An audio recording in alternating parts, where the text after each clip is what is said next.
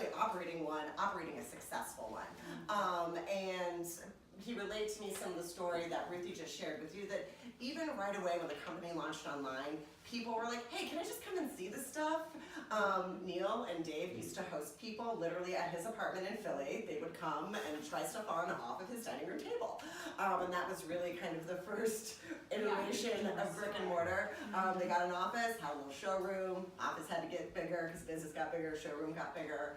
And then very early, before we went to freestanding stores like what we have, we experimented with a lot of kind of partnerships with other existing retailers. So we would put 3 bays in an independently operated store, just as a way to like see what would happen. And you're mitigating a little risk there.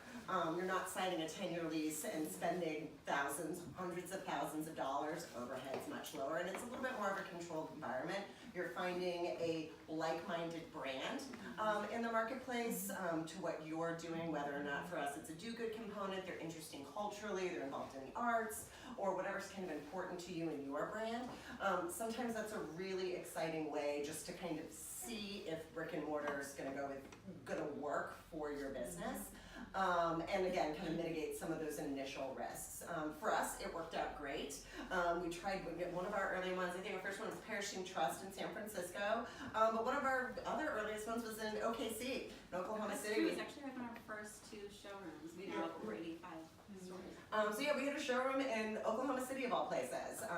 We just found a really great partner there who ran a fantastic independent business. It was an apparel business, and they allowed us to take up, I think it was like 2.5 days of product, and we cities to see what would work both from an experience standpoint, but also too to kind of understand demand and what we wanted that to look like. And I think probably one of the most interesting ones we did was the school bus. We retroed a school bus and drove it across the country. And again, that was a great test. We went to various cities to kind of spread the gospel of Warby Parker and the work that we were trying to do with the buy a pair, give a pair, and just demonstrating that a for-profit business can do good. You're thinking about going to brick and mortar and things that we consider. I mean, we all know it, location. And it's more than just getting on the good corner. It requires a tremendous amount of research on your part. Not only finding a good landlord partner who is, there's on the spectrum of landlords, whether for residential or commercial, but really finding someone who is going to understand your business and be supportive. But for new business owners, it can be a really intimidating process. Ask lots of questions down to like not just utilities and rent terms and CAM, but like if there's a roof leak, can I call you and what's your response time like? Because that stuff happens. Talk to the neighbors on the street.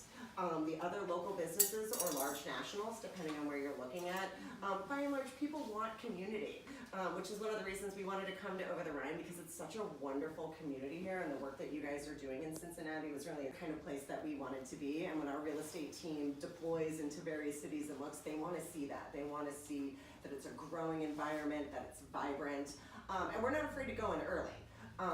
Which in some of the neighborhoods that we have visited, even with Overland, because of the changes that are coming to the community, we're very comfortable, and you guys should be too, as it's appropriate to your business. Like, again, weighing out the risk on that. Like, and asking your landlord those questions, especially if they have other properties in the neighborhood, like, what's the runway look like? A lot of the stuff is public record. You can see who's pulled building permits. To make sure that, because of the financial impact that it has to open a store, that may be pertinent info. If it's 3 years out, maybe it's not time yet. Or if you're closer, to the 12-month mark, that could work a little bit better for you and your growing business. And so those are some of the initial things we consider. But I also, too, when you're in there, like, are people walking around with shopping bags? If you're doing consumer goods, it could be a cute neighborhood. There's a lot of fabulous lifestyle centers out there that people like to go to, but they don't buy anything. Just because it's nice. I encourage you guys, go see what the day parts are. See what early morning traffic's like, depending on the hours you're going to keep. Go at lunchtime, go over the weekend, go in the evening to see, so you guys have a really good understanding of how the customer's shopping in that environment and utilizing the neighborhood or center or commercial area that you're going to be in, because that tells you a lot. And again, make it nice with the neighbors. It's really, really important, because by and large, they want their neighbors to be successful as well. So they're usually more than happy to give you that kind of information. And then, there's the whole permitting process, which can be very exciting, whether it's depending on a new build, depending on what you're looking at, or an existing build like this one. There's a lot that goes into that, and again, it's finding a partner, whether it's a general contractor or utilizing, and really what it comes down to is your own community, people who've had similar experiences, so you can find a buddy or a mentor through the process. I think especially when learning about the mortar community, that's the thing that's so exciting about it, is that you guys are all leveraging each other to have success, and you'll find, and I'm sure have, that there's varying levels of expertise with people, but I think as hard as it is, the most important thing to be is vulnerable and ask the questions. You're not supposed to know this stuff. Who knows about permitting until you know? And the best way to protect yourself and your investment is to ask lots and lots of questions. And I think too, when I've heard Neil and Dave, when they do a lot of speaking, that's one of the interesting things about our heritage. They didn't keep Warby Parker secret. I think sometimes your natural inclination to be like, it's mine. It's my idea. I don't want to tell anybody because I don't want anybody to take it. Don't be afraid to talk about it. This is a big deal. Whatever your business is that you're working on, treat it as such, because you never know who could be a friend who's going to help. There's a lot of power in that conversation with people that you meet, and it's not just networking for the sake of networking. Don't be afraid to talk about what you're working on, because the solutions could be out there from another person, or they may know someone who's got a level of expertise that you don't in a particular area. That was Sorry, great. come on, I can go on. I'm so passionate about all this stuff. Thank you. It's all really, really good. So I'm gonna bounce to Ruthie for a moment, and then I want to have Jody talk a little bit more about the importance of knowing your audience. Because I think sometimes when you're an entrepreneur, you get really, really passionate about your business, as you should be. But it's your baby and it's your shiny toy, and it's important to know that other people are as interested in your shiny toy as you are. So really, Ruthie, from the PR and communication standpoint, how did Warby Parker kind of maximize on the interest and the increase in sales maybe that they saw online that led them to jump to the retail spaces, and then how did marketing play a key role in that transition? Yeah, totally. So, and like Jody said, just to reiterate that, definitely ask each other questions, and just going back, segueing to marketing and PR, when it even comes to our name, Warby Parker, that was something that they emailed to all their friends, and they were like, does this sound okay to you? Would you buy glasses from a brand that's called Warby Parker? And just little things like that, you use your community and definitely email each other, even just something as small as the name. I remember them telling that story, being like, we emailed a mass email to all of our friends and family, what do you think of this? But yeah, in terms of PR and marketing, that can be sometimes feel like an added cost or an extra if you want to do it yourself, or you want to have an agency, or however you're going to approach that. And if you've already launched your business, then that's something that you're probably actively doing or thinking about. And if you're selling consumer goods, which I think most of you are, then you probably have a customer experience or customer service aspect to your business. And in the very beginning of Warby Parker, that was our marketing team, basically. We just didn't spend any money on marketing or PR, anything. We just had our customer experience team giving customers an incredible experience, and that being the word of mouth going, and that was what we funneled our resources into in the beginning, when we just needed to get things off the ground and get things rolling. And once they did get rolling, we were able to spend more time thinking about marketing, and should we have someone on the team dedicated to marketing versus just having it be something that we're thinking about that people do a little bit of here and there. But I think from the beginning we wanted to always make sure that we had a communications hierarchy in terms of how we're going to explain the brand to people, because there is a lot going on, and we want to maintain a focus, but there is a lot going on. We sell a prescription product, there's medical stuff going on, there's just a lot to pack it, to communicate. And so we think of ourselves, we always internally align, how are we going to talk about the brand, and then externally communicate those things. So we've always thought of ourselves as first a lifestyle brand, and that's how we make sure everybody thinks about us. We obviously sell glasses, we're an eyewear brand, but we think of ourselves as a lifestyle brand, and we sell books too, and we have events, we have book signings, we have all sorts of different kinds of events. We do a lot of different kinds of things outside of eyewear. Usually it's always connected back to the product in some way, but first, we're a lifestyle brand. Second, we're a brand that provides incredible customer service. So that's one, lifestyle brand; two, incredible customer service, and that's the second thing that we talk about and communicate about. And it's just important to us for so many different reasons. And it's also what is going to get people to shop with us versus someone else. So obviously the price point is part of that customer experience, is that we have an affordable price point, and a price point that we feel makes more sense for eyewear. And then third, we talk about our do good mission or buy a pair, give a pair, but we don't lead with that. And I think that's important just because there are brands like Tom's or whatever that will lead with that, and for us, we feel like it should just be baked in as kind of like a responsibility of every for-profit company to have something like that. So that's one way to think about it. I'm trying to think other marketing. I feel like I'm better at answering questions. Well, so I'll jump in. So Ruthie mentioned that lifestyle is number one, right? And so if you're in the room and you're mortar, and you've heard me talk to you when we're preparing for pitch night, and I tell you they are buying you as a person and you as a brand, not necessarily what your product is. They want to know you and like you and feel good about you and want to support you. There are many other places where you can go get eyewear. There are many other places you can get cookies and candles and things of that nature. But I want to come support you and your brand. It's like Starbucks. That's always my example, because there's 1,000 coffee places, but people feel hip, or when they have a Starbucks cup, it's a thing. It's a lifestyle, feeling. So I would love for you to just talk about maybe that being kind of at the top of your list. Like, why is it lifestyle? And was that reactionary, or was that your plan moving forward? Did you see there was an audience building around this lifestyle brand and around, like, these are cool frames, these aren't just regular frames? Or was that kind of a proactive thing where Warby Parker said, you want to create a lifestyle? Yeah, I think it was definitely proactive for sure. And it was from the very start that we tried to be like really deliberate and really thoughtful about what our brand stands for, and kind of like what are the colors and the feelings that you associate with the brand. We always say, like, is Warby Parker someone that you'd want to sit next to at a dinner party? Like, is it interesting? Is there like enough to talk about? Is there enough going on?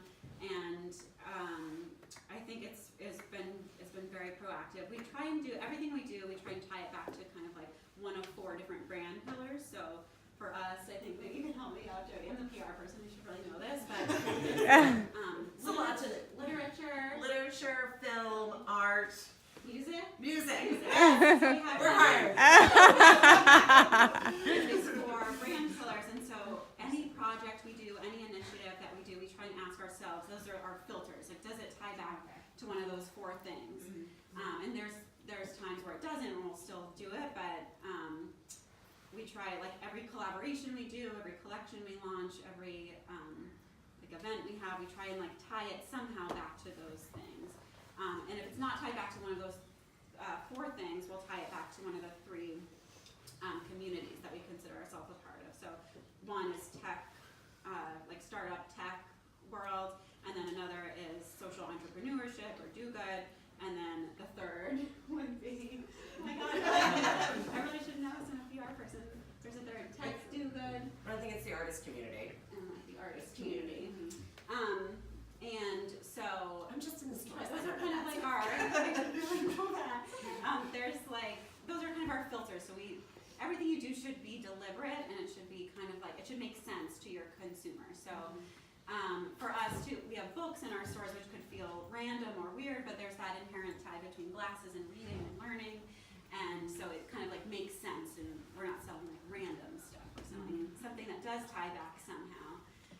And I think just talking about it within the context of the store is helpful too. So the floor is terrazzo, which is kind of like tile that you see in libraries or museums or train stations or other places where people gather together. And that's very intentional and deliberate. So when we opened our first store in New York City, we thought, like, what should the flooring be? And there should be a story behind that. There should be something more to it than just it looks nice and kind of like people recognize it.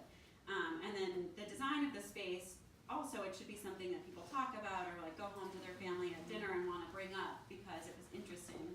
So we've tried to make it interesting for that reason. We have the books, we have an illustration always in our store from an artist partner, and we just try and kind of like be really deliberate and intentional with all that stuff. In our flagship store in New York City, we have eye exams there, and the board that displays, like when your exam is coming up is a train station board, so it makes that, and when it changes, it like flips and makes that sound, and it's just like, and there is again a story to that. So our founders started the business while they were living in Philadelphia and had to transport themselves back and forth to New York City for meetings and stuff all the time, so they were always in the train station hearing that clicking sound. So that's, and when we opened our first store, they wanted to kind of like give a nod to that time in their lives. So there's a story there, and again, if you walk into the store and you see that, you're like, oh, I want to tell like my brother or my wife or whatever about that at dinner, because it's so different. I've never seen that in an eyewear store before. So you want to give your consumers like little nuggets like that they can take home and talk to people about.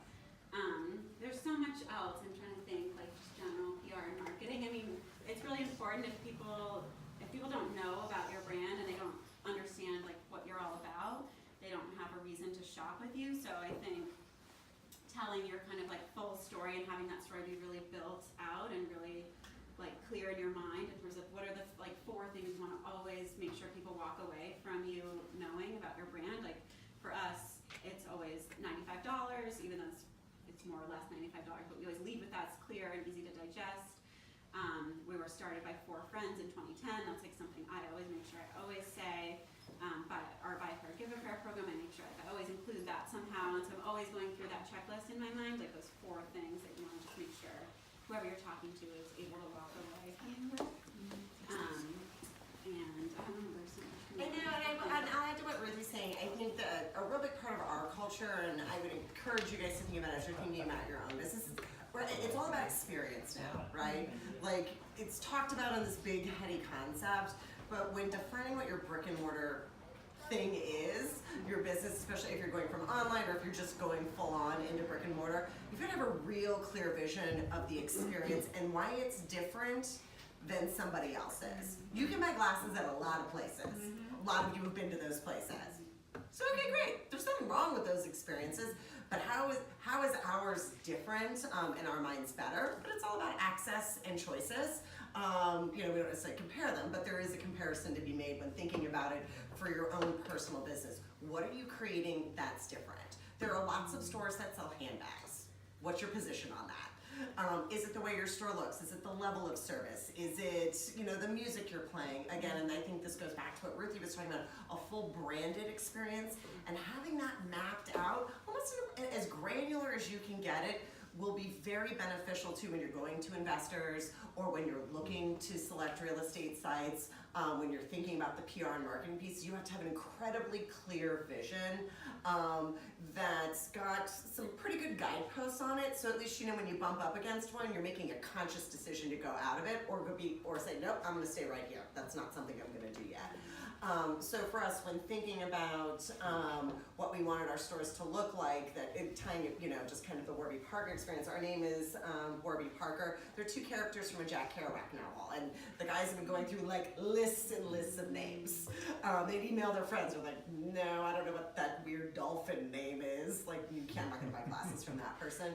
And Dave walked in just near Public Library. It's a famous building, clear as head, and it's just a cool building. And he came upon Jack Kerouac retrospective, and the names kind of popped out at him, and that's how we got it, and that's part of the reason that library is part of our theme, but also to, like Ruthie said, vision, sight, learning, curiosity. So it's kind of the making of some stuff that you can really build into an experience in a store. And the other piece of this too is it's not just the physical experience, but what's the shopping experience look like? And the most powerful message I think that I try and deliver to my teams, because this is what we talk a lot about, is we want it to be remarkable. That word remarkable, it's really great. Like, ooh, yeah, I want to be called remarkable. Well, the root of that word is remark. You want people to leave your building and remark to others how great it was. So what are you doing to create that, to make it special? And I know that's sometimes useful for me when I'm coaching or working with my teams, to kind of reflect back on that, because the day-to-day grind, you're like, I gotta pay bills, I gotta do my inventory, but when I pause, what am I doing with this concept that is making it remarkable to others, has been incredibly powerful for us as a brand. It's helped us on any number of fronts to recenter.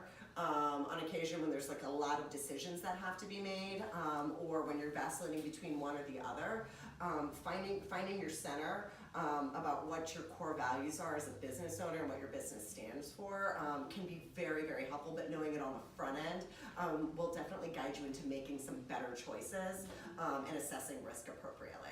Yeah. Oh, that was so good. So just to kind of piggyback on a little bit of what you said, but I wanted to kind of transition into knowing or wondering whether or not the business was going to translate appropriately from online to the physical spaces. So if you can talk maybe about that journey, like first diving into retail from the online spaces for Warby Parker, and then also were there any spaces that fell flat, that just did not have the return that you thought they would in any market across the country? Yeah, no, absolutely. I think, you know, when thinking back to when literally they pressed on, website came on, we were sold out in like 60, like boom, they were in class, phone was blowing up. Yeah. What's the number? How long was the wait list? 20,000. 20,000 people on the wait list in like 72 hours, like blew out of their product. They literally, when the guys turned on the website, they're like, our moms will buy like 4, make us feel good. They didn't have like a website, like they just built a website themselves. They didn't have like a team on the back end running. They had like a guy in Canada who we still are in touch with. Like piecemeal, like it's a side hustle. Yeah. So like everything, it was crazy. People were really like customers upset. It was Yeah, and so that's where the service piece came in for us. It's like, ooh, we weren't ready. People are grumpy. We're gonna over service them in a way that they've never seen, to save them, to get them to come back. But I'm reflecting back on my interview with Neil. He's like, yeah, but then people, there's a famous picture I can see. It's kind of overhead Neil's shoulder. Like all of a sudden people are like, hey, can I just come see your stuff? He's like, well, you can come to my house. So understanding that, knowing that experience probably wasn't that great. Like, yeah, let me go to some random dude's house in Philly and look at some glasses on his dining room table. Probably not the way they wanted to do it, but it just kind of organically happened, and they were able to quickly realize, ooh, online is who we are, it's where our basis is, but there's something to this. We're gonna need to improve this very quickly. And I think too, when you're thinking about, and this kind of goes a little bit to site selection, you know, it's a process. It's as much as you try and control it and make the best choice, at the end of the day, you are rolling the dice a little bit. You're trusting a lot either in the landlord or what you've heard about the neighborhood or the promise of it or how well your neighbors are doing. And I'm trying to say, I wouldn't say that we've had bigger openings than others, but the size of the city and the type of neighborhood hasn't been an indicator of that. Which has really been interesting. Charlotte, in my district in the southeast, because I can speak a bit more intelligent, Charlotte was one of the biggest openings that we've ever had, and I don't know that you would pick Charlotte over Miami for that, but it just turned out that there was high demand in that community. But especially for you guys who have online sales, you have data to help guide your decision. Where are these people coming from? Where are they shopping? And that is definitely part of our process. Data is going to drive a lot of your decisions, and because it's yours, you can trust it. And sometimes too, it's asking. We have a consumer insights team too. You just got to ask the question. People will tell you where they want to go. They are more than happy to tell you where they want to go. That's really helpful. And also going back to what Jody was saying, how our founders would just invite people to come to like the dining room of their apartment or whatever. And it wasn't probably the best experience, but at the same time, those people were coming in and it was really remarkable. And it was something that they were going to remember. And at the end of the day, our founders were just trying to provide like a lot of service and a lot of hands-on help there, and the customers saw that, and they were like, oh wow, you invited me to your living room, it's so nice, and like, it's a little weird, but it's also really nice. And I think too, you can take those experiences as learning, so the customers that are coming to visit you, they have information that you need, which is like, how do they find out about you? Why are they coming to visit you? Like, what are they picking up when they're touching the product? Like, are they gravitating for something we didn't expect them to? And one example that I always give is that at the beginning, we didn't sell any titanium frames. We sold just acetate frames because we just thought that's what our customer would want. And we realized like, oh, maybe people would want titanium frames. And so when our founders moved to New York City, they opened an office and made sure to have like a little space in the front, even though we didn't have stores at this point, to dedicate to product and kind of like a showroom of sorts. And that's where I started, was in that little showroom. And so in the showroom, they kind of used it as like a place to conduct user testing. So they put titanium frames out and they saw, were customers ready to buy those from us? Did they want to buy them at all? And then could we make them properly, like with the lenses and everything? Can we like do this? So they did it on a really small scale in the showroom and didn't offer it online or anything where most people were at that time. And so I think having like a small space, however, a small physical space, however small it can be, I think you can take that to, you can like use it, take advantage of it and use that to learn about. Gotta be beta testing in your own environment on what the next step is. So use what you have, basically. Yeah, and if you have like a table in your dining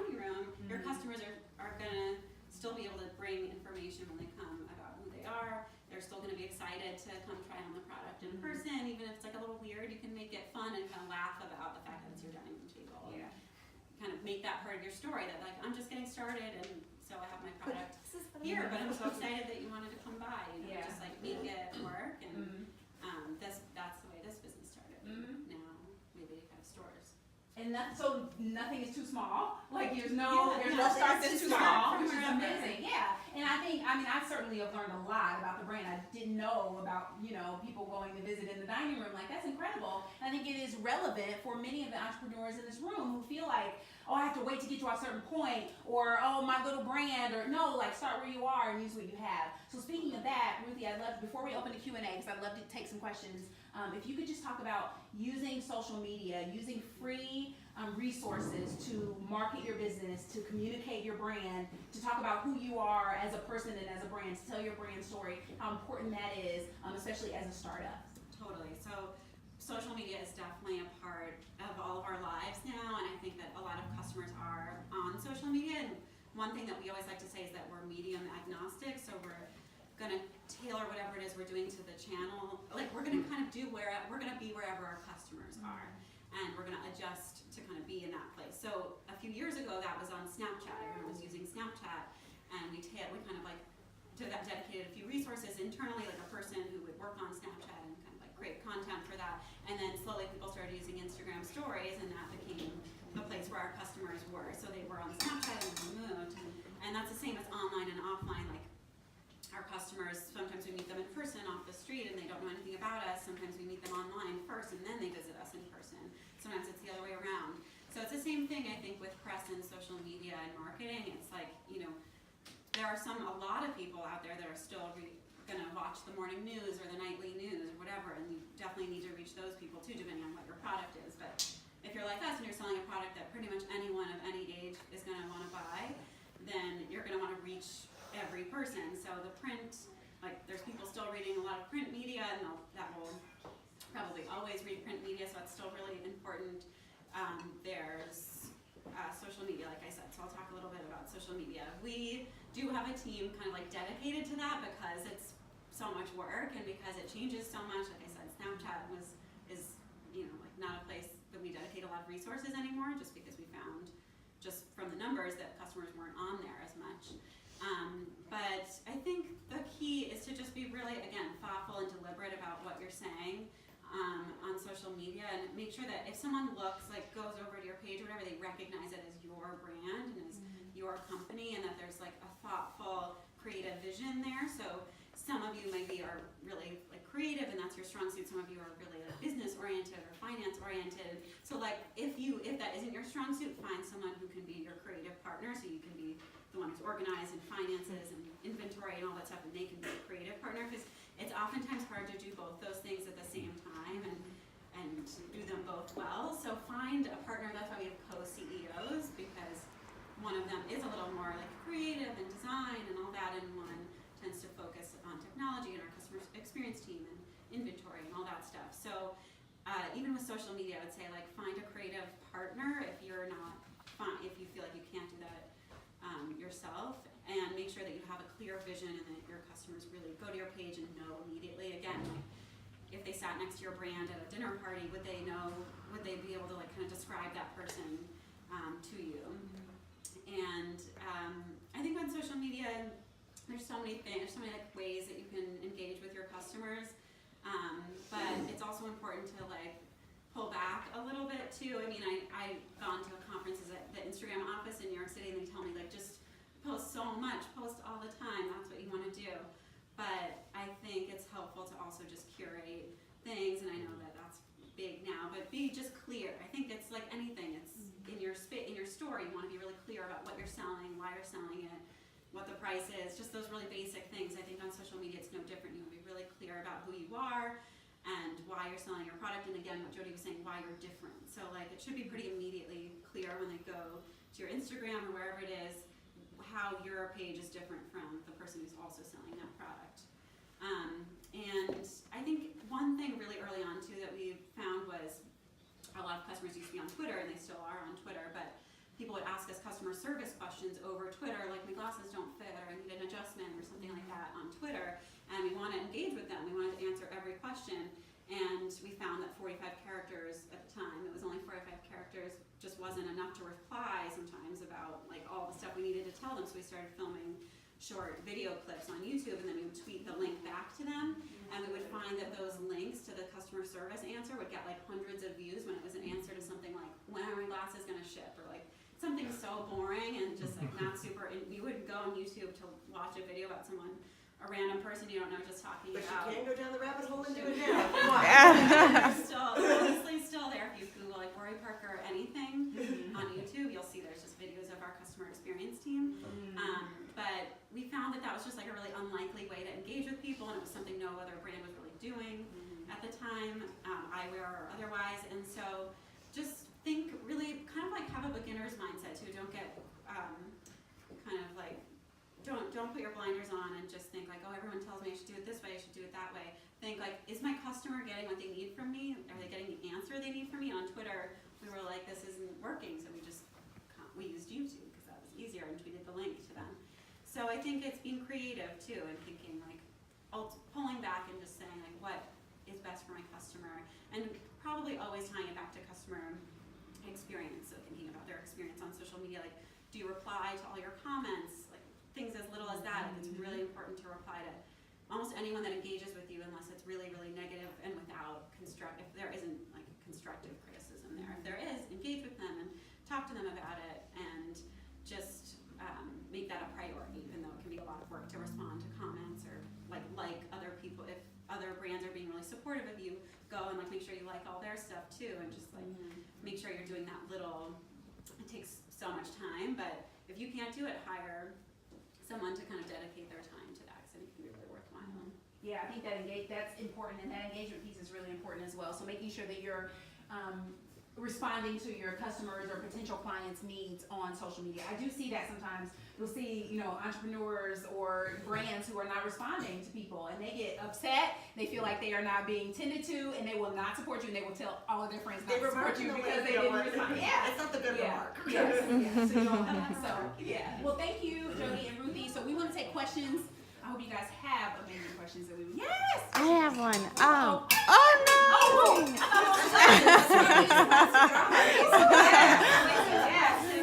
Glad it was empty. For your customer experience, there's a little piece that is how I got to know the brand is through the home try-on program. Can you talk a little bit about how that fit in between being online, being in physical brick and mortar? Like, how did that happen, or where did that come in, and how does it play into the part? Early. That was the original. Okay. Because that was After the dining room table. No, actually, that was before. Oh, really? Yeah, Okay. That was, home trying. So, all right, we got a problem. It's all about solutions, right? Your business should be solving a problem. So for us, it was okay. Glasses are too expensive. Figured out how to do it less expensive. But we want to do it online, but how are people going to try stuff on? Like, that's a blocker for a lot of people, because at the time, people weren't buying those kind of things online. So through a series of conversations, and you may know a little bit one, and they're like, I'm trying, kind of light bulb moment. What if we just have people pick like 5 that they like, and we'll send them to them for free for a couple days, and then they send us back and tell us what they want. So that's how we were transacting online, unless people were like, no, that one buying it. You can still, to this day, it is a nice corner of our business. Before we open stores in areas, that's still how a lot of people shop with us. They go online, they pick the 5 they like, we ship them, you can try them on for your friends, your family, a little fashion show, a little Instagram. That's also another rabbit hole you can go down. And yeah, that's real, that pre-dining room table was the basis for our online transacting and service, and that was kind of the revolutionary piece of what we did. At least I think. Yeah, you're right. That was like that was the thing that made us different. I think at the time, a lot of people weren't buying stuff online. They'd started to buy like diapers or jewelry or whatever it was online, but there was a barrier there, especially buying something with a prescription online. So it kind of broke down that barrier. And it's expensive to send people 5 pairs of glasses and have them send it back for free from an inventory standpoint and from a shipping standpoint. But again, like in the beginning, that money, the way they thought about it was like, this is an investment in marketing, this is an investment in my customer service, this is like a real investment, because we've started to learn that people would have the home try-on shipped to their office or something and try on the frames for their office and their coworkers, and then those people would get a home try-on, and it was kind of like this great natural, it was to encourage sort of word of mouth. People would already wanted to talk about it, and they were like, oh yeah, I got these like 5 frames, so weird, whatever, but they would try it on for their coworkers, and we noticed that it was a really good opportunity for marketing and just like another way to be different, another way to distinguish the brand. So like grassroots marketing, like really, Yeah. because you're getting it in that very organic way where people are trying them on at work or at home Yeah. or with their Yeah. friends, And like and they're taking pictures, like, do you like these? Do you like this other pair? Which ones do you like? Okay, they're from Warby Parker. And it just becomes this very natural form of marketing that doesn't feel forced to people. Definitely, and I think like never underestimate the value of word of mouth, and I think it's so obvious, so sometimes we don't talk about it, but it's so valuable. If someone tells you to buy a product, and that's what social media is just your friends telling you to buy stuff or to like stuff or whatever, and that has so much power. And there's an article from really early on when we first launched called Warby Parker, the word of mouth effect, because it really was just word of mouth. And again, we didn't buy ads, we didn't do anything like that. It was really a word of mouth, whether it was about our customer experience, whether it was about the home try-on, or just about like how affordable it was. It was like we had all these moments kind of where people could tell their friends, or they had to tell their friends as motivation. Right, that was a great question, thank you. Thanks. Anyone else? Questions? Yes. But you guys are gonna do home trying, you gotta come to this. You Fair. gotta store in the neighborhood. You can travel all around for as long as you want. So I find a lot of the businesses here deal with the same small base of customers. Mhm. Do you have any recommendations on how to bring in new customers into a lot of these retail spaces? That's a pretty good question, for sure, especially when you're in a city where we're in New York City, so it's like the options are limitless. But here, if you are dealing with a group of people where you feel like there's a lot of turnover, I mean, online, that's a great way to meet new customers. But in brick and mortar and retail, I think there's always people you haven't reached. There's always new customers somewhere. And like I was saying earlier, there's people who watch the morning news, and those people are different from the people that are on Instagram. So like identifying who your audiences are, and making sure like any audience that includes a lot of new people, you're focusing on that and emphasizing that and reaching them where they are and finding out like what are they reading and are they on social media. If they're not, don't reach them there. But I mean, it's harder, I think, when you're dealing with, I'm trying to think because we're in New York, so I think a lot about it from that. Well, no, and I can speak from our experience too. Like, we've got a store in Lexington, Kentucky, so 90 miles down the road. Don't know where it is. And so we would get a lot of customers, and it's from Cincinnati, because take a road trip, gonna go to Warby Parker, let's just see what all this is about. Or they go up to Columbus before we had your location. Then this happens as we're growing a store base. But it's also not unusual, 6 months down the line, she's still gonna have people, Christine is the store manager, who come to the store who don't know we're here. So that is a big challenge, I think, for any retailer. But I think it requires knowing who your customer and where, like, to Ruthie's point, identifying your person or your group of people. Okay, well, I've maxed out this area, so where's the next band of, like, is it a different neighborhood? Okay, are there neighborhood events? And are there ways for you to get involved without having to plant your flag there, whether it's with the business community? Do they have a similar organization to Mortar? Are there like-minded businesses or individuals there that you can kind of partner with? I mean, and I think too, South Midwest, like, again, depending on your product, there can be, festivals or some of that thing, just to get the additional exposure to a separate group of people in a different geography, which may sound kind of like JV and like, however, there are people there. And you don't know until you try, and that could be, again, kind of when you're thinking about a pop-up concept or putting your toe in a new marketplace, some of those things to explore. If you have a successful brick and mortar right now and you're feeling good, you're just trying to get the reach, maybe it's worthwhile going into that next geography and trying to find a landlord or a similar-minded business so you can do kind of a co-space or think about a pop-up location just to test it. And again, to minimize the risk and the cost as best as you can. From a less social media, but more of like a tactical, like, okay, I actually physically need to get my wares and my brand of whatever I'm doing in front of them. But a lot of, and I think again, to Ruthie's point, like Good Day Kentucky, a lot of people still read the newspaper, depending on what you're doing. It's, you know, there are various schools, colleges, and a lot of organizations like this who are rowing in the same direction with you guys. And it's just finding those kind of communities through doing a little research and kind of expanding the net a little bit. And I would piggyback on that real quick, just because, so I think that, especially with Warby Parker, because it's eyeglasses, people are like, what makes that such a great brand? Why would a news station cover Warby Parker? I can almost guarantee you the news stations are not going to Warby Parker just to cover them as eyewear providers. They're talking about the fact that they are also giving away a pair of glasses, right? Like not just, oh, they're opening this cool new retail space, or they have these amazing frames. It's that they're also doing good. So I think when you're looking at media attainment, or you're looking at ways to spread your message, it's what is the core of your brand? What are you doing that's different? What are you doing that's good in the community? What are you doing to give back? What discounts are you offering? What school are you helping? Those are the things you have to think about when it comes to media coverage. Media will not just cover you because you're opening a space, because that's a commercial and they hate commercials. They're not going to do a commercial for your business. It is, what are you doing? What are you offering? What value are you bringing to the community that they can then highlight that's going to benefit their viewers? So I think that, I would guess, that's what the Warby Parker angle, from many stories I've seen, has been, that you're going to also provide a pair for people who might not otherwise have it. Yeah, our social media our social innovation piece does sneak into a lot of times too. And oddly enough, a lot of mentions about the artwork we use in our stores. Whether it's a local artist, when we're doing some of those, and I'm thinking back to Kentucky just because I was referencing it. It was our first building where we did external, or one of the first that we did the 2 external murals from a local artist. So again, that comes from what makes the experience special and different. Just wondering, how do you decide how many styles you're gonna have? Is there a number that you did a research on, and this is enough for our customer, this will be too sparse? You know, how did you choose that?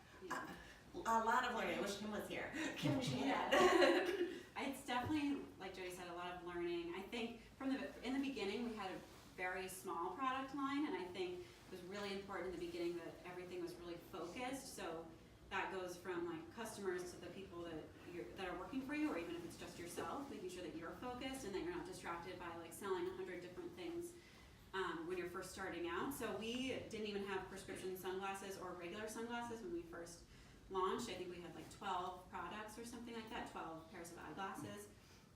And like I mentioned the story about titanium earlier, we didn't have any of that. So when we launched, it was one type of product so that it could come from one place, and the supply chain was really clear and direct, and it was, I think, like 12 pairs of eyeglasses. So from there, it was a very gradual build on what our again, because we didn't know what our customers would want too. We knew about the eyewear industry a little bit, but we wanted to have a beginner's mindset and think fresh and not assume that we knew what people wanted. So slowly we started to learn that people had a desire to buy just sunglasses from us without a prescription. So we thought about it a lot, and we wondered, is that something we should do? There were a lot of like meetings that happened, and it was never something we were going to do unless we felt pretty sure that we were going to be able to sell through our inventory. And so we eventually did launch a very small collection of sunglasses, like maybe 4 or 5 different frames.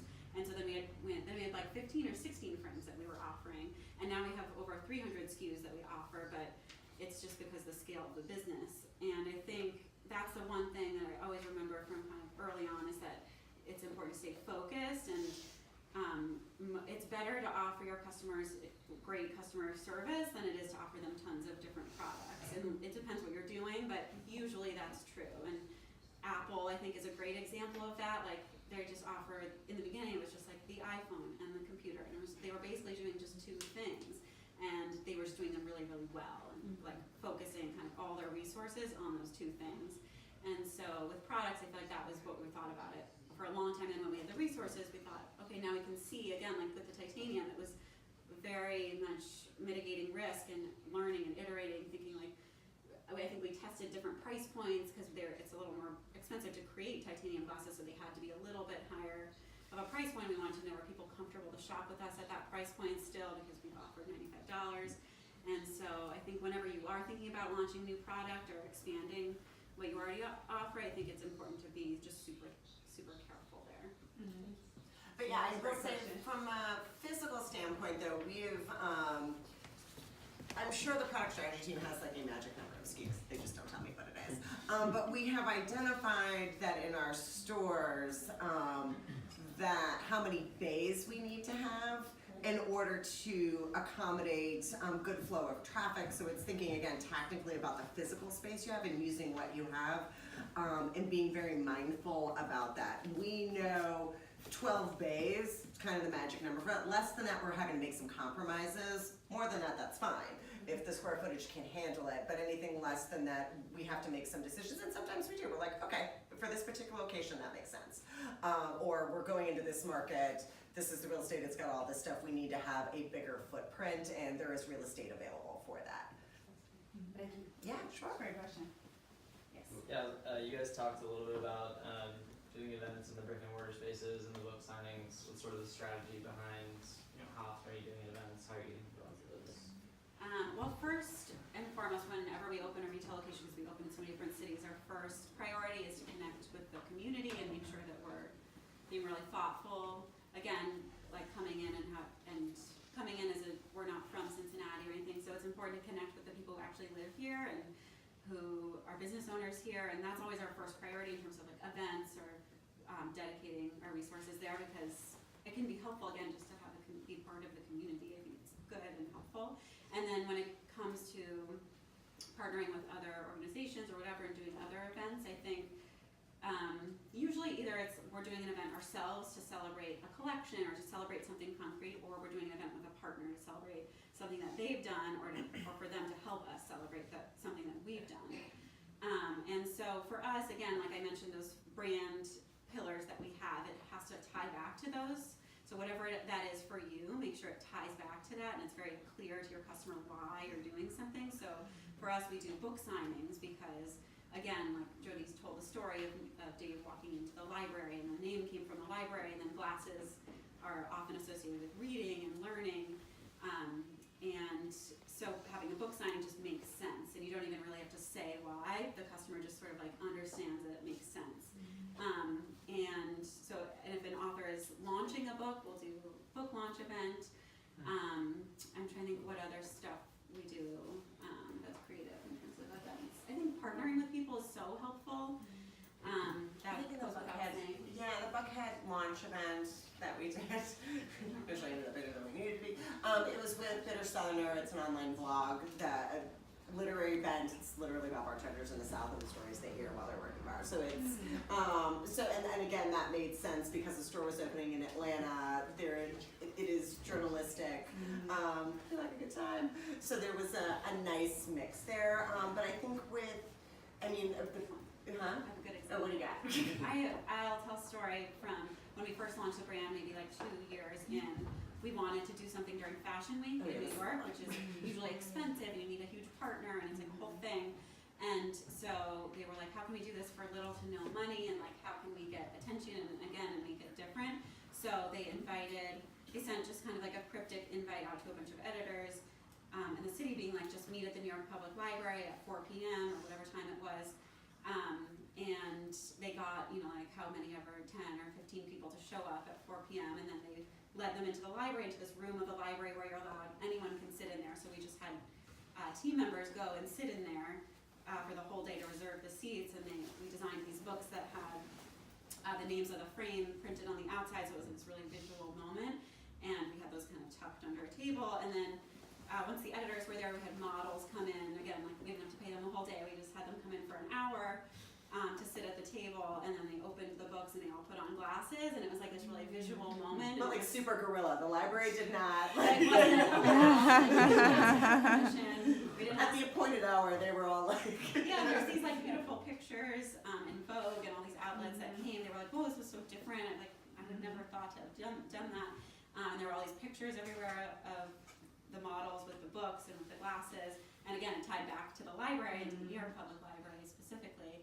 And it was like that was an event we didn't need to partner with anyone or like figure out a lot of stuff. We just thought like, let's keep this really simple and just make sure there's a couple elements that are different, which was the cryptic inviting people not knowing what they were signing up for. So that's a good example of like thinking outside the box and just, again, like, yeah, kind of guerrilla, like just being on the ground, and you don't need necessarily permission. You can find a workaround. I think there's always a We don't advocate trespassing, but you know, making choices. Yeah. And take a risk. Like there was a risk involved, and you just decided to take it, and it benefited the brand. Yeah, Right? Yeah. yeah. I mean, I think the risk we always mitigate risk. Like we thought, like, is it legally, is it okay if we sit in these seats in the library? And it's like, yeah, anybody can sit in those seats. So we sat in those seats all day, and then all of our employees. But you know, it's like make sure it's legal and all that stuff. But usually it isn't. We keep it simple. You can make it work. Yeah, that's a great example. Questions? There's a small company here in Cincinnati that kind of has a monopoly on the eye industry as a whole. I don't know if you know, they're called Luxottica. But We're aware of that. but like, so a company like that being here, did that like get you guys more excited to come to Cincinnati? Did it make you more hesitant to come to Cincinnati, or did it register at all? I think I would say it doesn't. I don't know. It wasn't something we really thought about. Luxottica's, yeah, a little background on the eyeglass. And Luxottica's everywhere. Right. They own like, depending on, you're familiar with the eyeglass industry, they own a lot of different brands, whether it's Pearl Vision, Target Optical, Lens Crafters, they own a lot of the insurance companies, a lot of the brands you wear. You know, Ralph Lauren does not design Ralph Lauren glasses, Luxottica does. It's a licensing agreement. So they're everywhere. So they're in every single city at every single level. We've got, you know, really huge markets for them and really small markets for them. And again, for us, our position is just access and choice. That is the way the eyeglass industry has worked for a very long time, and it continues to work. But for us, it's just a different proposition that, again, we think provides more people access to eyewear because of the price point, and then also too with the do-good component. We think it's a pretty compelling argument when people are kind of shopping around for eyewear. But yeah, they're everywhere. We can't hide from them. They are. Might as well come to them, right? Yeah, no, I mean, they got 85 stores where we're at now. Yeah, that's true. I think just staying focused. Yeah. Yeah. And having a brand like story and lifestyle and appeal. I mean, I was not familiar with Luxottica as a brand before coming here. I know it's a big thing in Cincinnati, but I just wasn't that aware. So it wasn't, for me, it wasn't a draw. Like I wasn't, let me go find the Luxottica brand. But that's my personal experience and my personal story. I don't know how it is for everyone else. Warby Parker was more appealing to me. I saw it online, like on Facebook. I knew about the story about giving one pair, and I was like, wow, that's really cool. So my hesitation before was that there wasn't a physical space because I didn't want to try on. So now that need is met. So that, again, that's my experience. I don't know what the general experience is, but you know, hopefully we'll level the playing field a little bit if that is seen as like the giant retailer. So other questions we would love to Like, have? what was your customer's response coming from online to a store? Do you feel like your sales excelled once you actually got a physical store where your product was more accessible? Yeah. So I think in the first, and then Jody can talk about it kind of now, I think it was a great way to meet new customers. To go back to that question, it was kind of like a way to meet all the people that weren't finding us online, to find them in person. And we often see that when we open a store in a city where we already have a lot of online customers, that traffic will continue to grow, and it kind of the store will act as a brand vehicle. And I mean, I think new customers, that's really when we first opened. Yeah, I think I have all of the retailers that I've ever worked for, and that this has been my whole career. I've been like literally since I was in high school. For some reason, I was supposed to work retail in my life.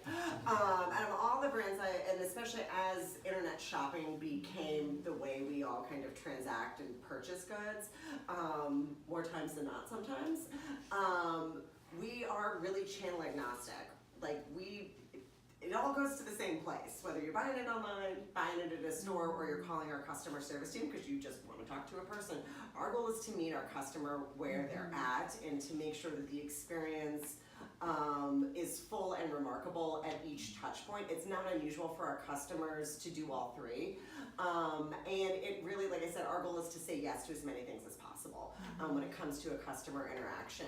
But we do see, like I said, it is interesting to kind of look at the numbers for us.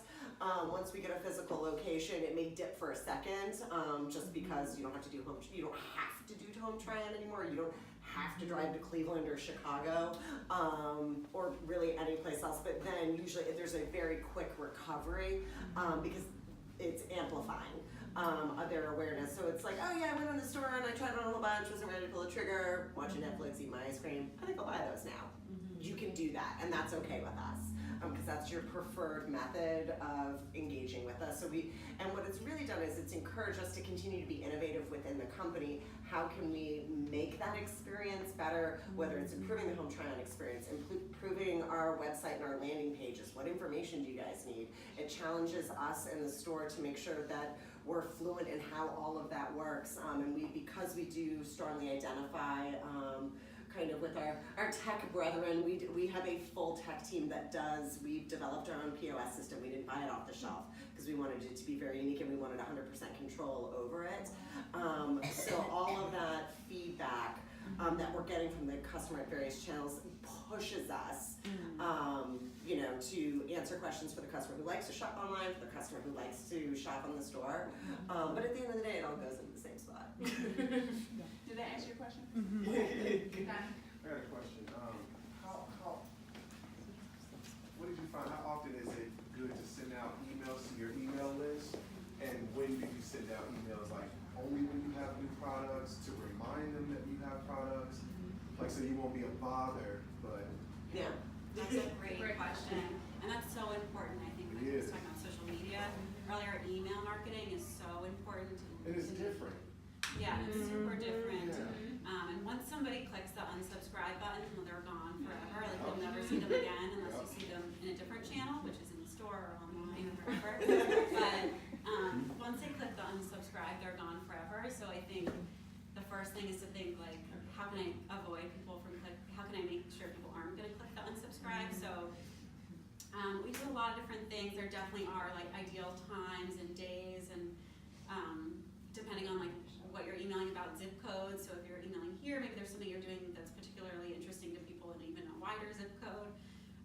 But I think one thing that we do that's always been helpful is again testing things and iterating. So we'll always test 2 different subject lines, and it'll be like if it's a new collection, we always send an email about new product. So we'll send to segments of customers. We'll say, okay, this customer has purchased with us within the past month. Maybe we won't send them the new collection email right away. Maybe we'll send it to them a little later.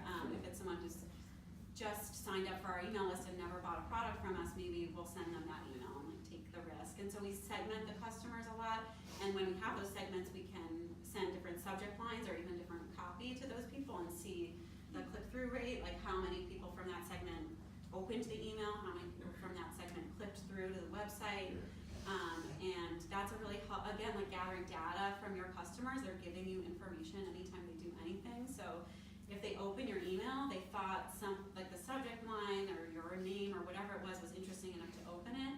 And that's why we test different subject lines to see if some kind of particular length or particular phrasing is always performing badly, we'll not go with it. Or if something's always performing really, really well, we'll do more of that. And I think too, just to add to that, I think something that we learned through the process also, and this could be applicable depending on kind of what your product or your business is, the follow-up service component to your customer interaction. I mean, back in the day it would be old school clienteling, like, hey, how did you like that pair of pants? But there could be, not all your customers want to know when new stuff comes in. Like that's not their interest, but it's following up with them. There could be an email that says, oh, it's 3 months later and you talked about the quality of a good. For us, when customers transact with us, a lot of times we remind them of the services. You may need an adjustment. How are these progressives working for you? It may be an interesting way for you to toy around with some of your email outreach to think of the add-on service piece that's not the product, and then there's the whole category of lifestyle and supporting lifestyle through email versus just menu stuff or that's very product specific. Follow-up email. Yeah, I agree. Yeah, follow-up emails are great, or like abandoned cart emails or something like that. Someone puts something in their shopping cart online, and then You're abandons Amazon's it. like, you're like, why didn't you buy that toilet paper? Yeah. Like, how did you know? Like, this is weird, but I like it. What can you send outside of a new product? Yeah.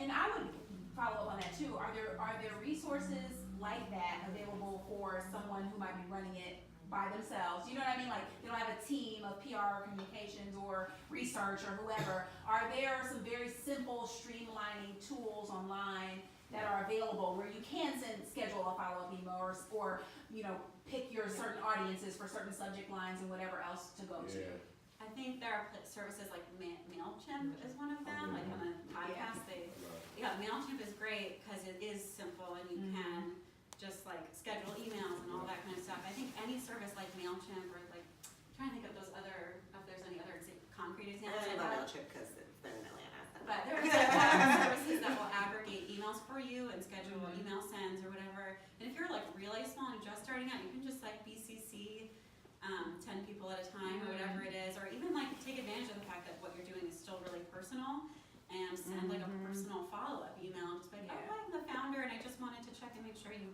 were loving your new bag or whatever it is. Like take advantage of that personal connection. We still, whenever we have an event like in the city or anywhere else, I'll personally send the 150 email invites. I'm like, how are you, whatever. So take advantage of that. But like MailChimp, those kinds of services can be really great. There's a lot of them, for sure. That's only like Thank you. One last question if we have it. If not, I would love to honor our time and also honor the fact that everyone doesn't want to ask questions in public. They'd like to maybe do one-on-one, so I want to make sure that Jody and Ruthie have time to kind of wander around the store if people want to have those one-on-one, more private interactions. If we don't have any more questions, One Yes. really quick question. Can you give a quick rundown of the different metrics that you were looking at when you were opening pop-ups or partnership store-in-store type of situations? Like specifically, what were you looking at in terms of numbers? I think percentage new customers is definitely important. And you track that digitally? We would track that if it's through a partner. Yeah, we would track it because we already had our online business, so we would track like have they ever shopped with us before. Okay. Yeah. Price per square foot's a retail industry standard that's usually pretty good, and you can go really granular within the KPIs, your key performance indicators. You know, if it's your own store, your average transaction, different retailers will call it different things. For us, it's an order value. The Banana Republics of the world use ADT, average dollar trans, units per transaction, stuff that you can control and impact through either behaviors in the store or some of the marketing that you're doing outside.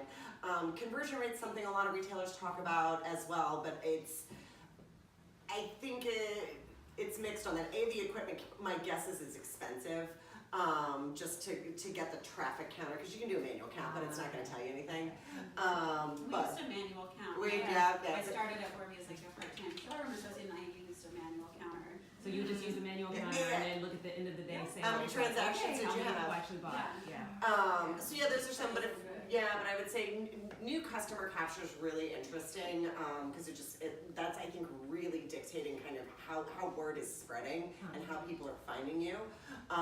So and there's no magic number, I don't think, but you usually want more new than old, or a good mix thereof, to make sure that your customer who's been coming to you feels taken care of and is still engaged and excited, so much so that they're remarking to others and driving traffic for you. But like I said, the other KPIs that can really determine or talk about success that you'll hear a lot in retail in general is dollars per square foot, so many dollars you're selling per square foot, and your average transaction. How much, volume divided by transactions. Okay, good. All right. Well, can we thank Jody and Ruthie, please?